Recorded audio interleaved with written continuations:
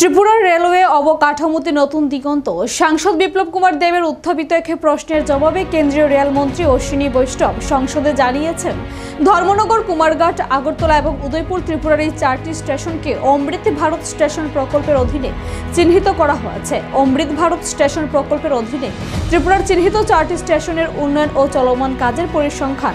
আগরতলা স্টেশনে লিফটের কাজ ইতিমধ্যেই সম্পূর্ণ হয়েছে। 12 মিটার ফুট ওভারব্রিজ এবং স্টেশন বিল্ডিং এর কাজগুলো গৃহীত হয়েছে। ধর্মনগর স্টেশনে প্ল্যাটফর্ম সেন্টার, অ্যাপ্রোচ রোড এবং বাউন্ডারি দেওয়ালের কাজ সম্পূর্ণ হয়েছে।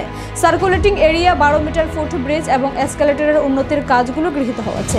কুমারঘাট স্টেশনে 12 মিটার ফুট ওভারব্রিজ, সার্কুলেটিং এরিয়ার উন্নতি, অ্যাপ্রোচ রোড, নতুন ওয়েটিং হল এবং প্ল্যাটফর্ম শেল্টারের কাজ হাতে নেওয়া হয়েছে। এবং উদয়পুর স্টেশনে 12 মিটার ফুট ওভারব্রিজ, ওয়েটিং হল এবং টয়লেটের উন্নতির কাজ গৃহীত হয়েছে।